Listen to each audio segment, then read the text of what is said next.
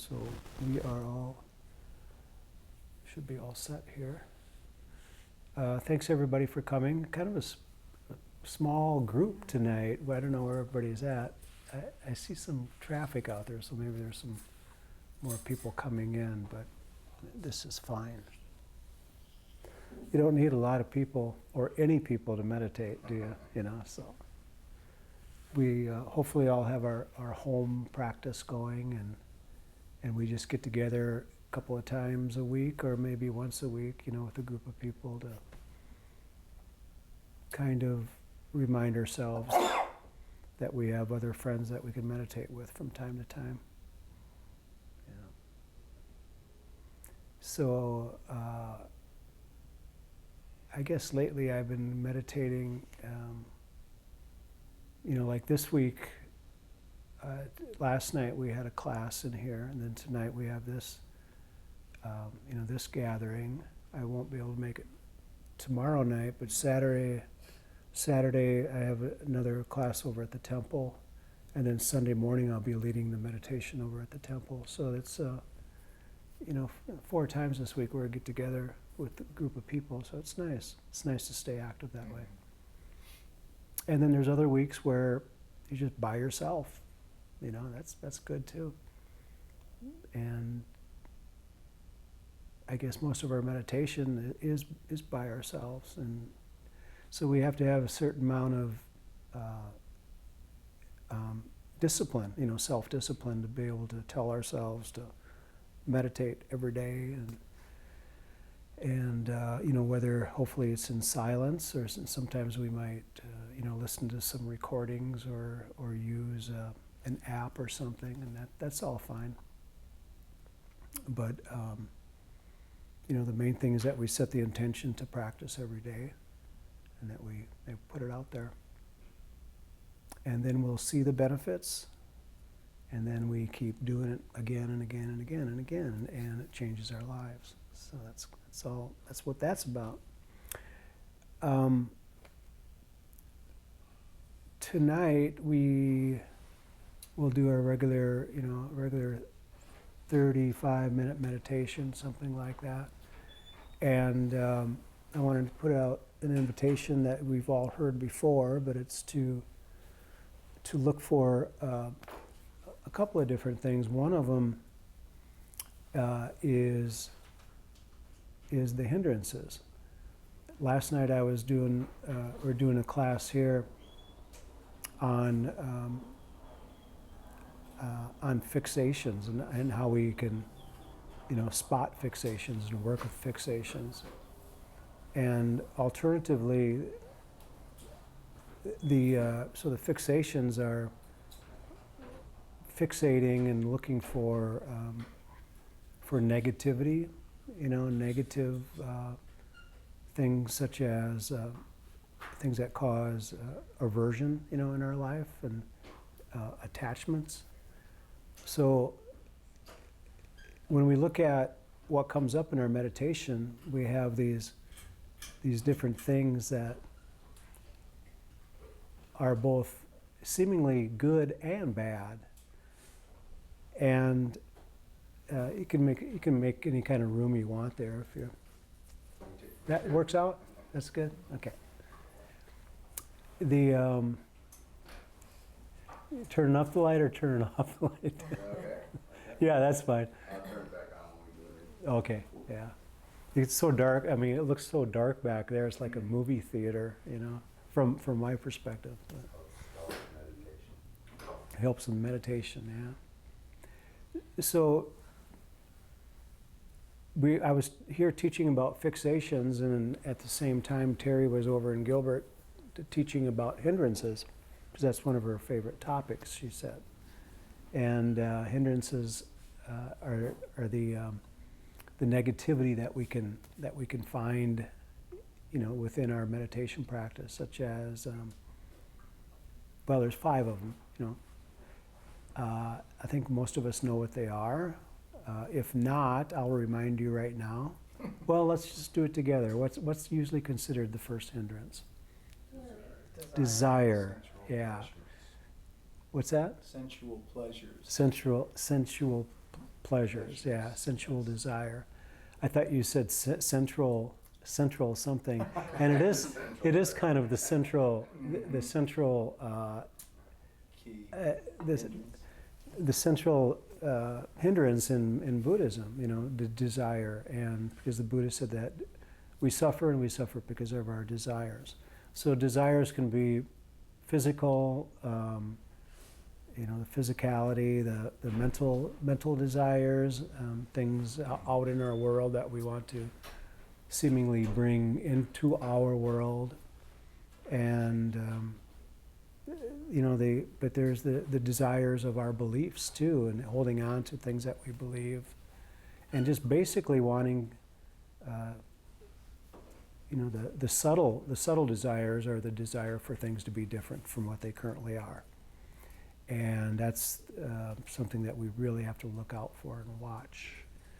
Then the next hindrance, there's several different names for it. We could call it, I don't know, what's one name? Ill will, Worry, Ill will, aversion. anger, ill will. ill will, yeah, anger, ill will, or aversion, is another word. The things that we get angry at something or we avert something, and so that's usually considered the second. We don't have to do them in order, but that's usually considered the second hindrance. One of the things that came up last night, though, is sort of aversion to the hindrances. How does that work? Aversion to the hindrances.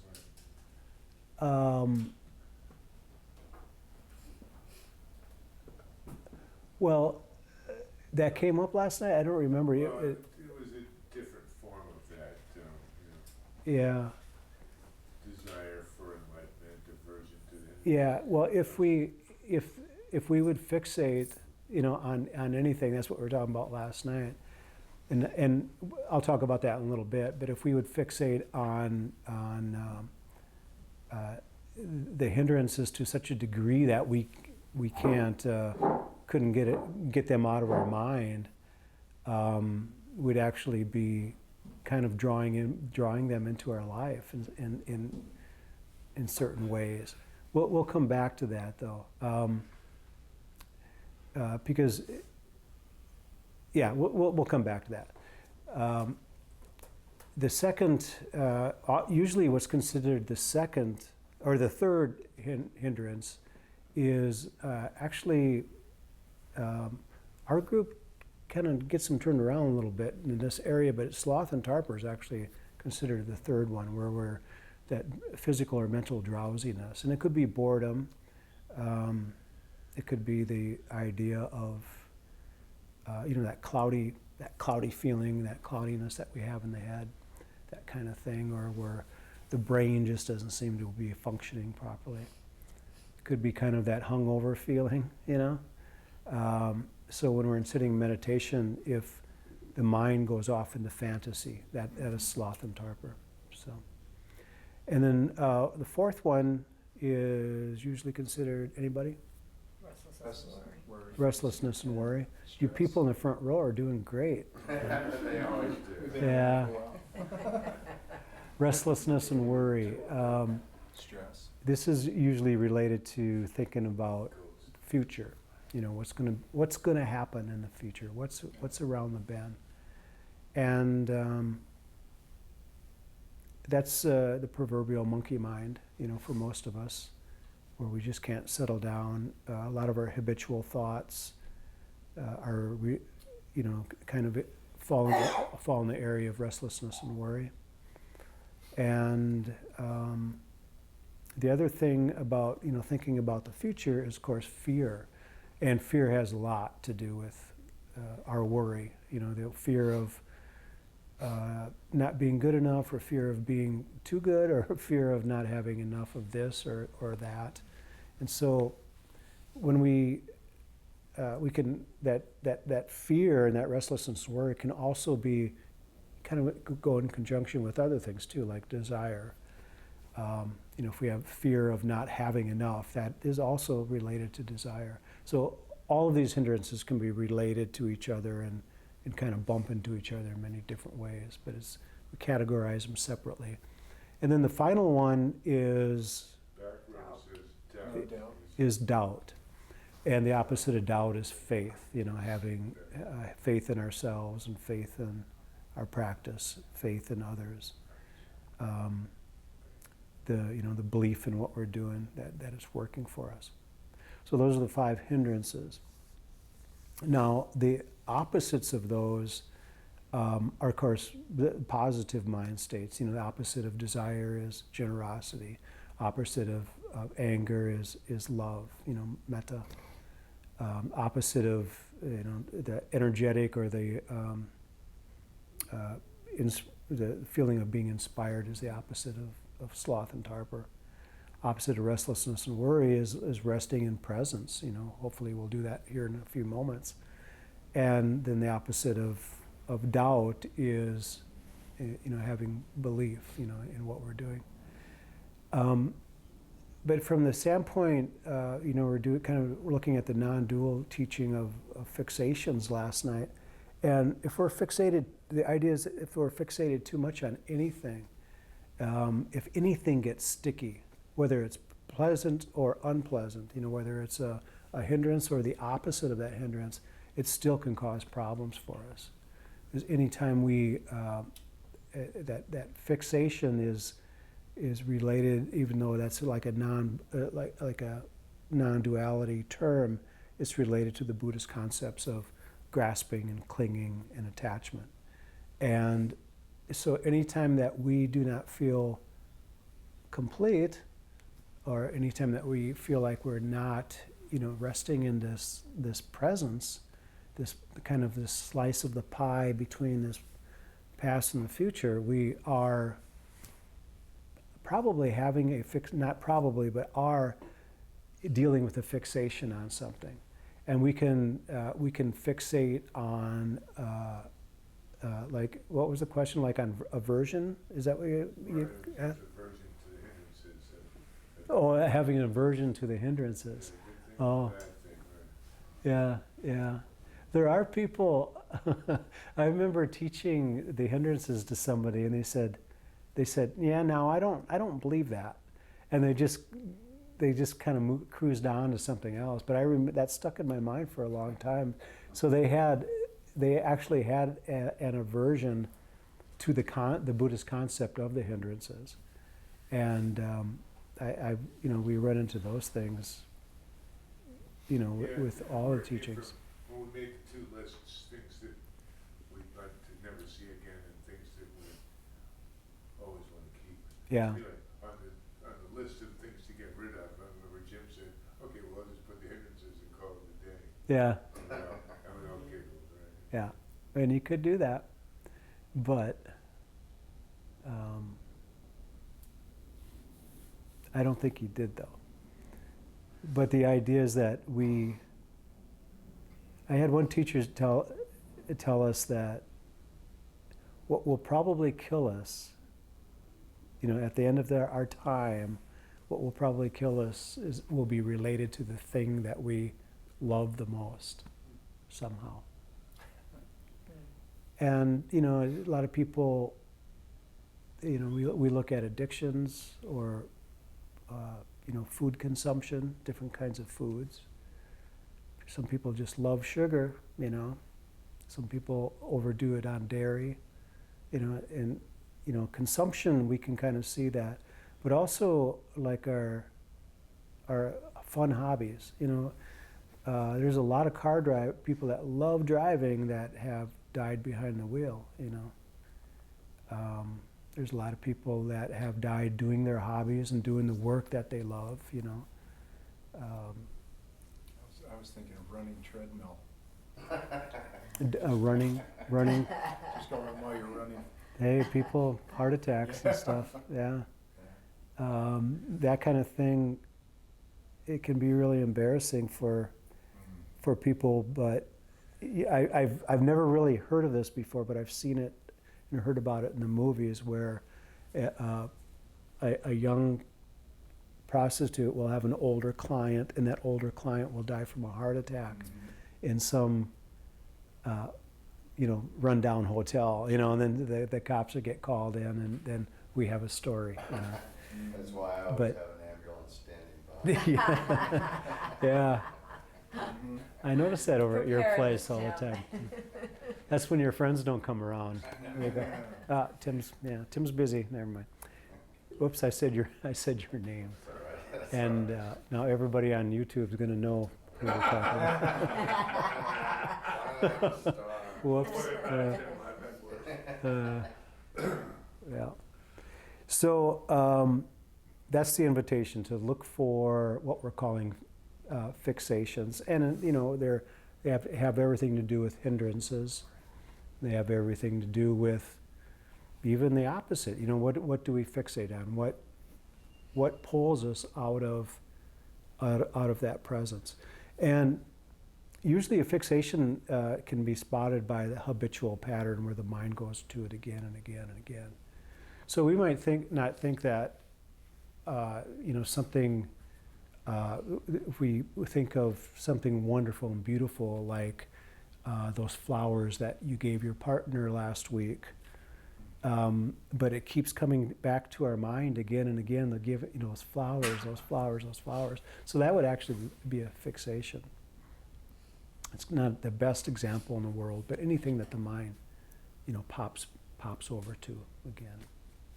And so we can have a wonderful opportunity in meditation to look for these things, these fixations.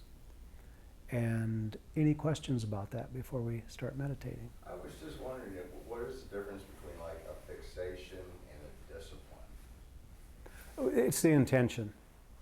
Yeah, because a discipline is where we actually are cultivating or training the mind to come back to this thing again and again. And that's like the difference between a contemplation practice or a concentration practice and a fixation. We're getting drawn to an object or a subject, but one is intentionally bringing ourselves there, and the fixation is just like a magnet. It just goes there, like an addiction, that kind of thing. Yeah. So they're two different animals. Yeah. But that's an excellent question. One that does come up all the time when you talk about fixations. But these fixations are, we can look at them as the sticky things that we talk about in Buddhism. The grasping and the clinging, the sticky stuff.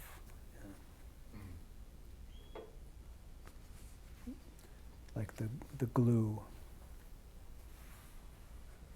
So I'll guide us through the first part of this meditation, and then at 8 o'clock we'll be done, and then we can share a little bit and see where we're at. Make yourself comfortable.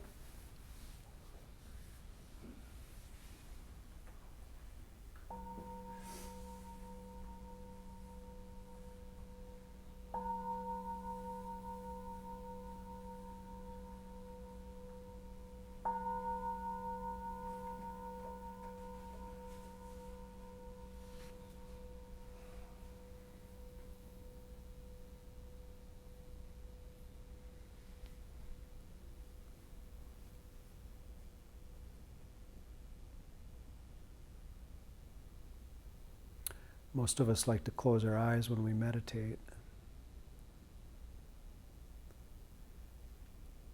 And having the eyes closed is really symbolic to the practice itself. We bring ourselves to a nice quiet room.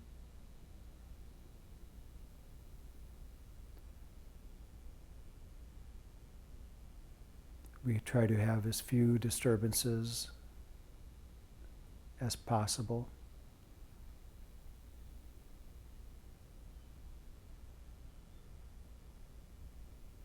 Try to keep the temperature nice.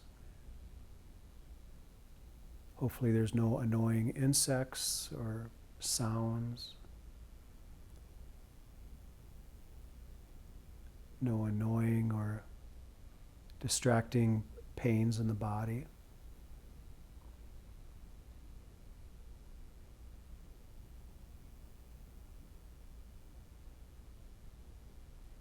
And so environmentally, we try to set ourselves up for a nice meditation.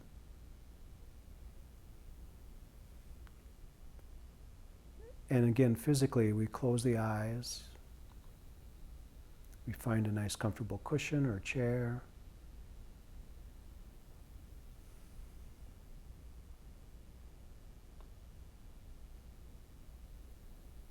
We try to find a place that is not too full of any kind of annoying smells or this type of thing. And so we're kind of clearing the senses, the hearing, seeing, smelling, tasting, touching. And we do this to clear our way for this, what is called vipassana, or clear seeing.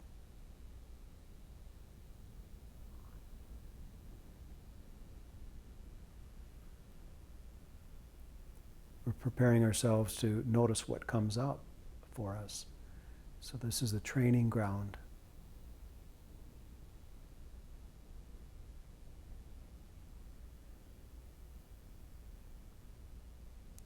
We're training ourselves to notice the body, all the fine nuances of the body. We're focusing on the breath for the most part. This is part of the body.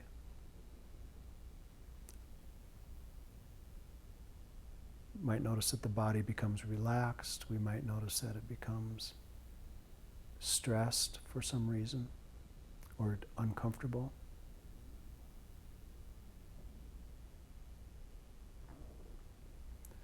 If we've been meditating for a while, we'll notice that these feelings within the body, they start to dissipate, and we can bring our attention more into the inward, and that means into the mind, noticing the activity of the mind.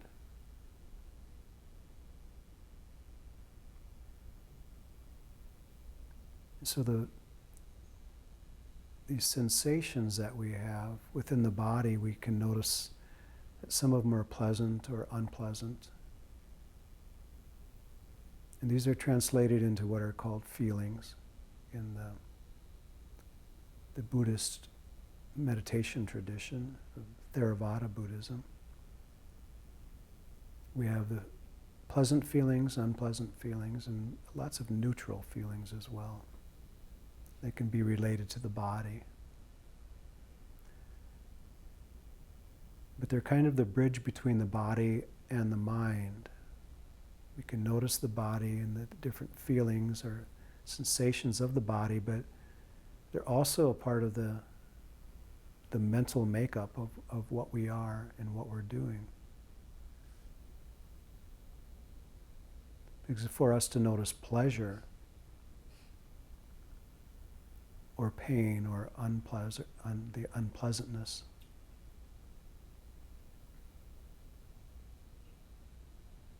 this is actually a function of the mind or the function of the brain.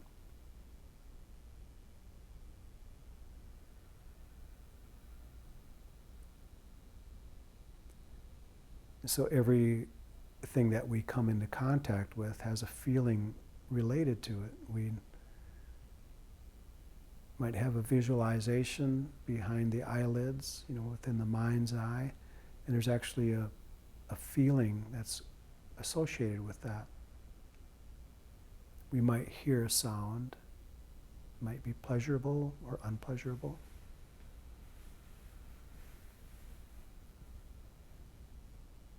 We might taste something or smell something, and that will be pleasurable or unpleasurable. There's a feeling firing every time,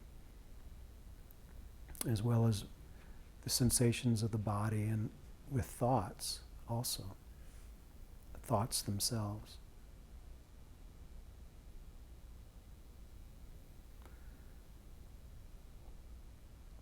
When many of these feelings are noticed, if if we just let them flow through, they don't give us any problem. They arise and fall away, just like waves of the ocean. And as long as we allow that to happen, they are very natural and very much a part of our lives. When we start trying to recreate another pleasurable feeling again and again and again, or avoiding the unpleasurable feelings, that's when we start to have difficulties.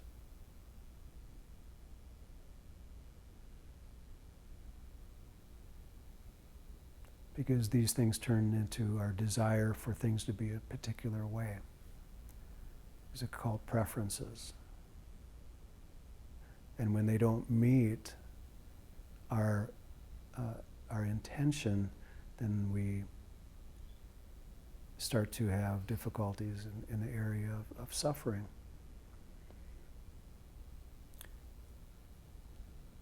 Another area of the mind are the states. And these include the hindrances that we just talked about, the desire and aversion,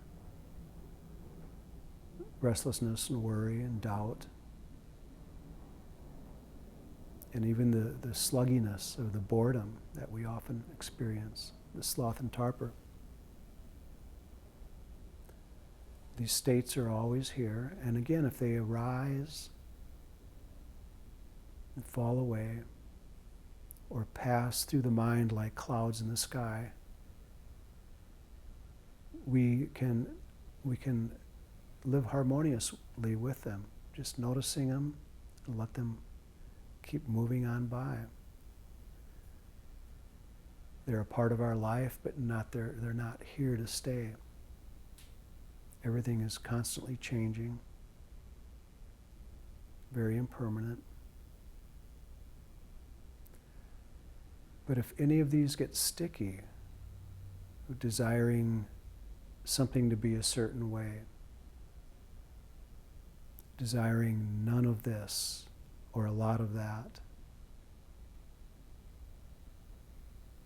or this has to be present in my mind right now as a state, or this particular thing cannot be there, that's when we again have preferences and we start to run into difficulties.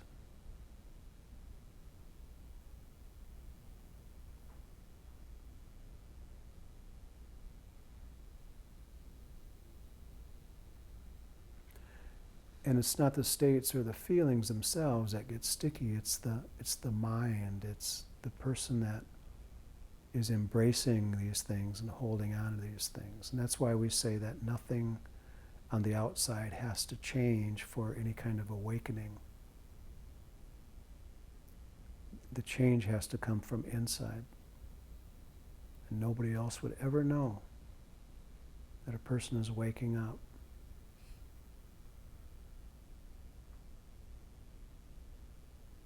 Except the person that is examining and noticing these feelings as they rise and fall, and these mind states that float through the mind like clouds in the sky. In meditation, we get a chance to see all this and work with it in the form of thoughts and ideas, beliefs.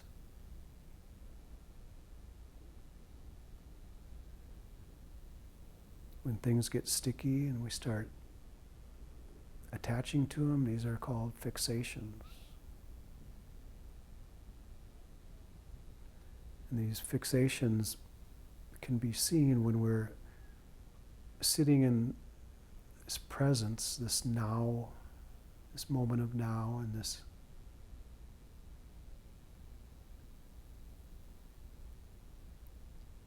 this still moment between the past and the future, or when the mind is not reaching this way or that way.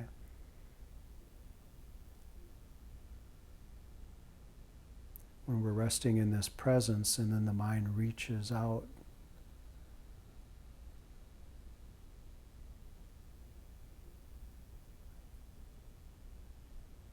reaches out and gets caught up in something, that is a fixation. If it's just noticing something that's arising without getting caught in it, and that's just a part of the human experience. And so in meditation, we want to just set the intention, remind ourselves that this is a practice.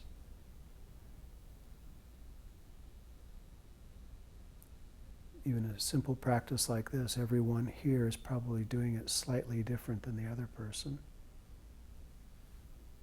But the idea is to focus on your meditation object. I suggest you use the breath. We notice what arises from that.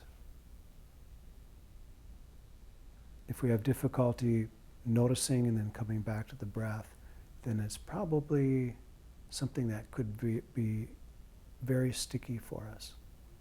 So we want to notice what the mind is reaching out and getting hung up on, even if it's pleasurable.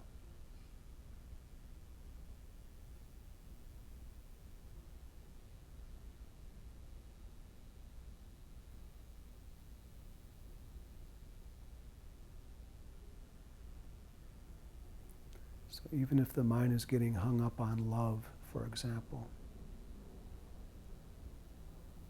this fixation can actually cause problems for us because there's the mind that says there's not enough of this. It's not enough, it's not big enough.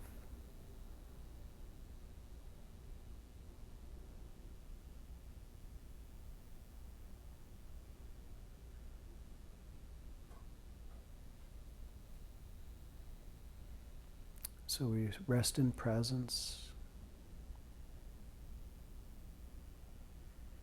just being aware of what's happening,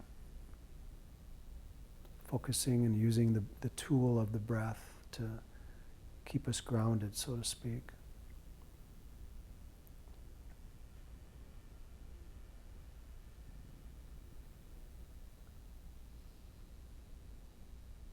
And we just rest in this aware presence.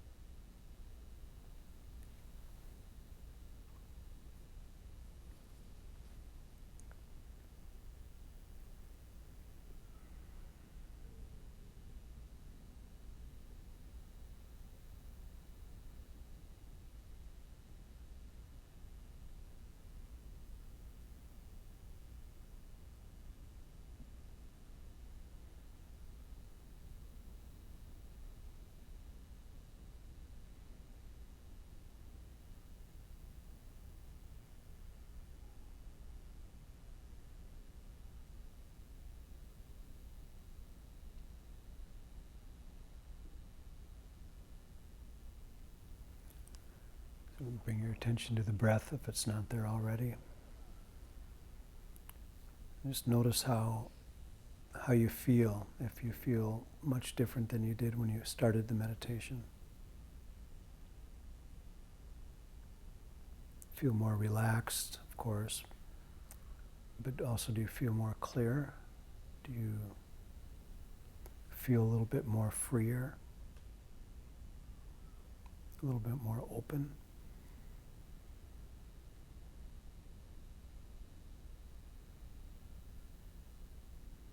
A little bit more concentrated or mindful? Maybe a little bit more accepting of life situations.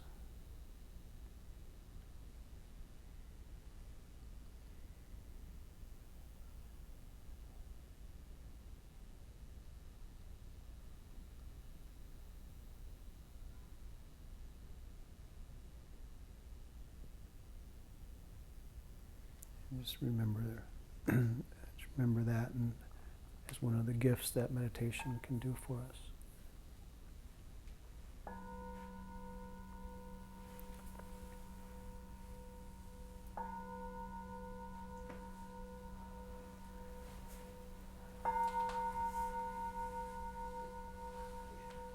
Thank you.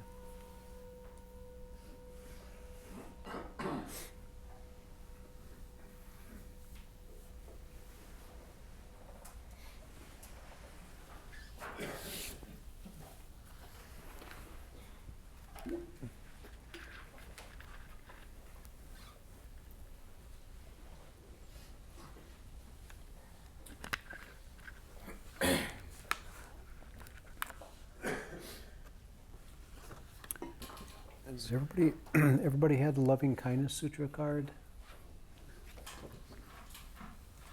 We'll recite this together.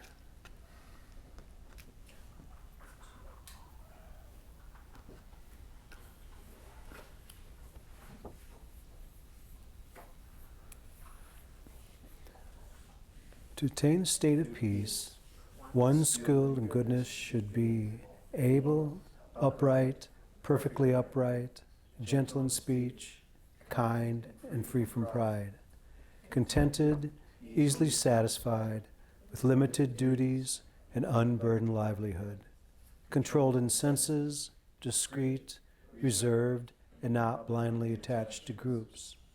One should not commit the slightest wrong, that the wise might censor, wishing, may there be happiness and security, may all beings be happy. Whatever beings there are, whether feeble or strong, tall or short, large, medium or small, microscopic or mammoth, leaving none. Seen or unseen, living near or far away, born or to be born, may all beings be happy. Let one not deceive another, nor despise anyone anywhere, neither in anger nor in ill will should one wish another harm. Just as a mother would risk her own life to protect her only child, even so, one should cultivate a limitless concern for all living beings. Extend loving kindness throughout the world without limitation, above, below, and across, free of obstruction, enmity, or hostility. Whether standing, walking, sitting, or lying down, one should diligently sustain this mindfulness. This is called sublime living. Without holding narrow views, but being endowed with a broad vision and avoiding attachment to sense desires, virtuous are not born again into this world. May each one of us and all beings be well, happy, and peaceful. May no harm come to us. May no difficulties come to us. May we all meet with spiritual and worldly success. And may we have the patience, the courage, and the understanding to meet and overcome any problems or difficulties that we might face in life. Thank you all very much. And thank you for being here. It's very, very nice and quiet this evening. We set this time aside, you know, to share a little bit and to see who's going to be leaving and who's not going to be leaving. No. To you know, to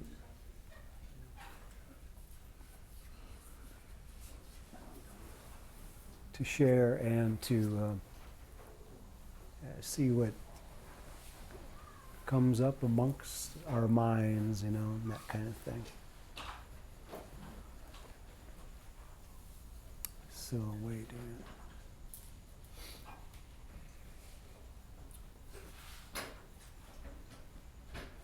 Okay. Any hindrances or fixations come up for anybody? No?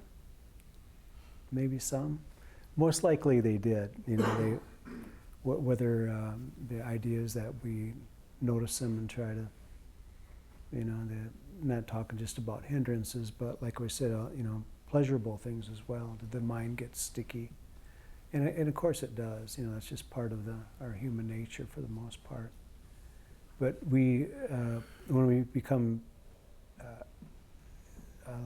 very sensitive to it, we might notice that the mind is just kind of wandering around, you know, touching on different things.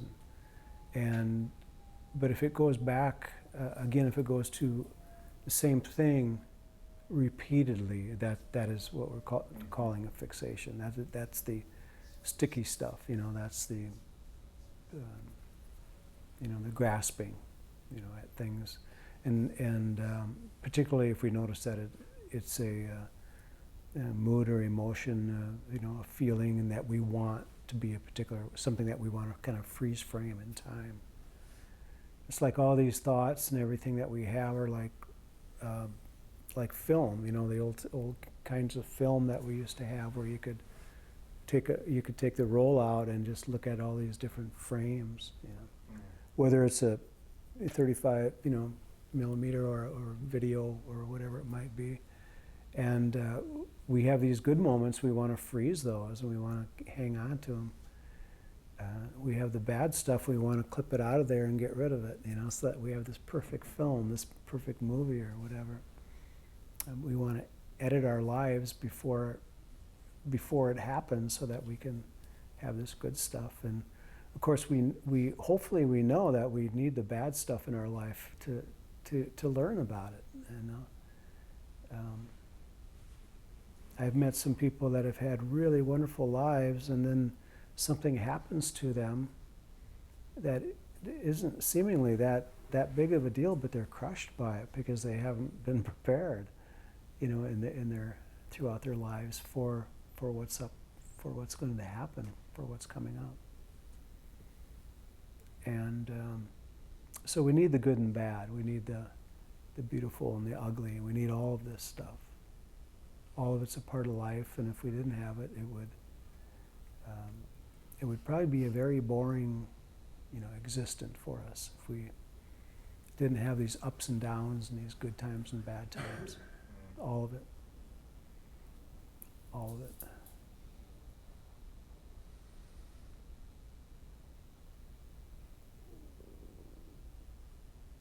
I guess one of the things that you know, when we look at Buddhism, we look at these desires, and in Buddha's very first teaching, in the Four Noble Truths, he said that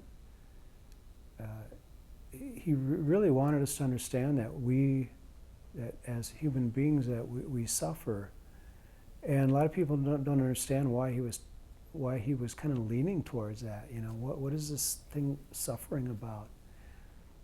And we can go out on the street and tell people that they suffer, and a lot of people will kind of deny it. They'll say, well, my life is pretty darn good. You know, I'm not really suffering. I might have ups and downs, but I'm not suffering. And that's not necessarily what the Buddha was talking about. I mean, if we're fortunate enough to be able to say that we are sustaining these ups and downs and doing a good job at it, That's wonderful. I mean, that's what we should be doing. But the suffering that the Buddha was actually talking about is the birth, aging, sickness, and death, and then doing that again and again and again. And a lot of us have probably led pretty good lives, or hopefully we've led pretty good lives up till now. But I look around, look at the ages of us and stuff like that, and we got some surprises probably coming up for us, and hopefully we'll make these golden years, for us, and it can be pretty devastating for us, even if we've, been healthy and everything, and lived a healthy life. If we live out our years, there will become a time where we will get frail and old and sick, and it's that at that point where we'll say that we don't want to do this again. Go through all of this and go through all this suffering, and that's what Buddha was talking about as far as coming back to this, being reborn into this world again. And so whether we believe in rebirth or not, the idea of having to do this again is not very appealing to a lot of people, especially when we start to go through the real suffering in life. And if we don't believe in rebirth, we certainly are kind of hopefully not missing the opportunities about this life to learn these lessons that it teaches us. So in the Buddhist doctrine, the idea of karma, and that these lessons that we have in life, the lessons that we're supposed to learn in life, are learned hopefully through this karma.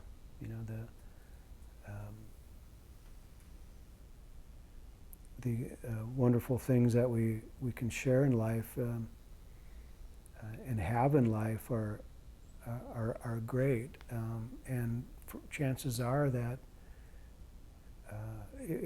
that we deserve these things.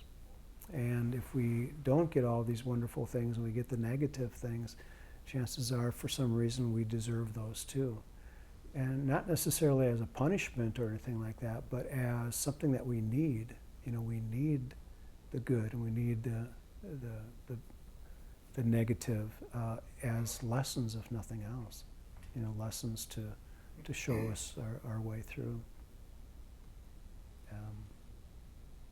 That's a big part of karma, a big part of who we are. It's a really big part of how we form our personalities and that type of thing. We all have our different karmas, we all have our different pasts. Everybody's yesterday was different than everybody else's yesterday, and everybody's tomorrow will be different than everybody else's. That's part of our imprint, part of who we are.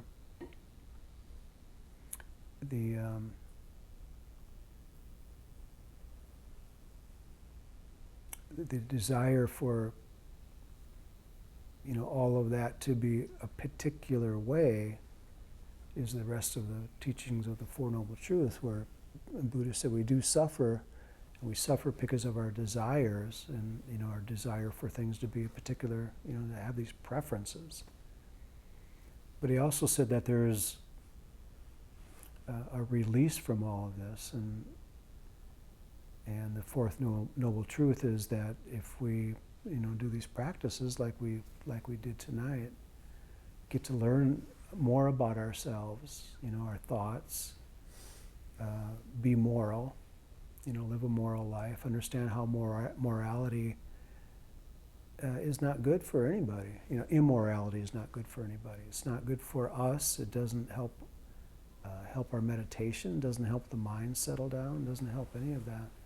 And it's certainly not, you're not helping anybody else in your world by living immoral life. Hopefully we are all moral people. We probably feel like we are, I hope. And of course there's the practices of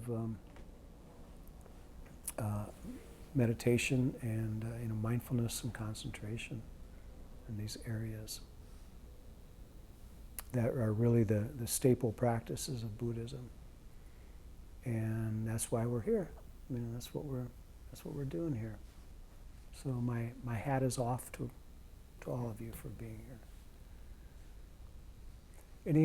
Any questions or comments or remarks from anybody? Anything that anybody wants to share? Regarding the suffering, I would like to share some experience. Yeah. Working as a nurse in the hospital, a lot of time I see a lot of sickness, that disease, that it is part of natural suffering. But many times we cause like self-inflicted suffering. For example, we have a live event that we are supposed to have like we have to go to travel, and then we have a guest, and then suddenly you fell and fracture your bone, unexpected thing. Mm-hmm. And you're suffering because physically you're injured, you're in pain, you're in the hospital. As a nurse, I can help the patient medicate physically so the pain is relieved. But emotionally, the person cannot get over like why I fell, why I fractured, and then keep going over and over and create more suffering. Like I'm supposed to see my friend, I'm supposed to see my grandchildren. This thing that they cannot stop the cycle create more suffering. Mm-hmm. And a lot of time we cannot help. That person herself have to help themselves, like how to stop this circle. Right. Which hospital do you work in? Is it? Chandler Regional. Oh, okay, yeah. More and more of the hospitals have programs to help people. Like the grief recovery programs. Does your hospital have a grief recovery program? I think so. Yeah. So and those are wonderful. To actually help people. We can fix the body, and the human body is incredible as far as healing. It's incredible. If we were aliens, Martians, we would want to come here and steal these human bodies because of their healing qualities, because they heal so easily on their own. But the mind is completely different. It's like the second arrow in the Buddhist story, where there's a story of a man that was in a city, and somebody he was royalty, and somebody got mad at him because of the way he was taking care of the tax situation in the city, and so he was up on a building and hiding, and he shot an arrow, and he hit this king with the arrow in the arm, and it didn't, it went in the arm and didn't hit his heart, didn't kill him or anything like that. He got the arrow out, and they bandaged him up, and there was the pain of the wound, but he was so mad at that person that shot that arrow, he couldn't sleep at night. He couldn't do anything until he found out who shot that arrow. He didn't even care about the arm, there was nothing wrong with it after a while, but his anger was there, and it drove him mad, to find the person that shot that arrow. He could not rest. It's kind of like road rage, when you're driving. People get so mad at the other car, not even the driver. They don't know who's driving. It's just the car. They get so mad, and they tear themselves up inside. They actually get physical sickness from that. If it happens all the time. But kind of getting back to that grief recovery and what the hospitals are doing, they're starting to recognize this. And somebody like you that works with the patients that can help people calm and hopefully meditate and heal from the inside out rather than from the outside in is very beneficial. Meditation really provides a place for that to happen. The calming of the mind and just to remind ourselves again and again that that we are okay, you know, that acceptance and that letting go of that burden and of why did it happen to me? Why me? You know, my leg or my pain, my injury. And just to be able to set that aside and not identify with it as being yours, your injury, your accident, your anything, and accept it as a lesson, and move on. You know, how wonderful to be thankful for a disease. You know, if we can change our attitude to be thankful for these difficulties, including our mental sicknesses and our illnesses, be thankful for them, it changes everything. It changes everything. I was watching a documentary on Buddhism, and this person, I guess, came up to the Buddha and asked, what is life after death going to be like? You know, will I go to, you know, nirvana or heaven or whatever? And he said, why are you even asking me that question? Because I've never taught you about that. Mm-hmm. And he said, the reason why you're asking me that question is because you're suffering. And It's the funny part about it is the person didn't even know they were suffering. yeah. It was just the mind was in control, and Yeah, that's fixation right there Yeah. too. Yeah, yeah, and the great deal of selfing as well. Would I share in here last week about why Buddha? Somebody asked Buddha about prayer. They asked Buddha why don't you teach your people how to pray? Was that here? No, but I Could've been- remember could've been this Saturday. picture where from. maybe Could've Saturday. been Saturday. One of Buddha's disciples asked him, why don't you teach the other disciples how to pray? And he said it wouldn't, it would do them harm. It would be hard, it would cause more harm than it would do good, because he said unless they're fully enlightened, people do not know what to ask for. And so he looked at prayer as asking, asking for something. And he said they don't know what to ask for because they don't know. They don't know what they want. And he said if somebody absolutely does know what they want and is awake enough to know it, he said they realize they don't need anything anyway. So why pray? Interesting. You know, but on the other side of that, metta, may I be well, peaceful, and happy. See, I consider that to be prayer, because I'm not going to any God and asking for favors. I'm just stating my intent, Well, may she be well, peaceful. So these are my intentions, and that's what my opinion of Yeah. prayer Yeah, really is about. I wouldn't call metta a prayer, because we're starting here. But I mean, what is the definition of prayer? But typically how prayer is looked at is like asking for an outside entity for something, that kind of thing. And of course in Buddhism there is no Buddha didn't deny that there was not a God. He never said there was not a God out there, or maybe some gray-haired guy sitting in a cloud. He didn't say that there was none of that, but he just said that there basically it won't help us, in what we're trying to resolve here and now.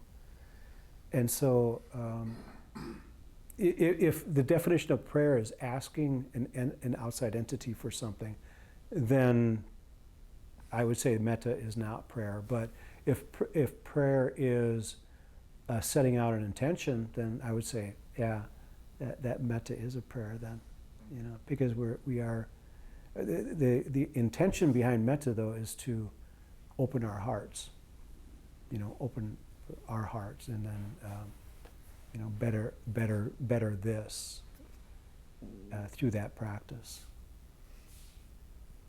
Metta, like the metta that we just did. We did two different types of metta. Well, I did anyway. We did this recitation, and then the other one was kind of the closure that I put out.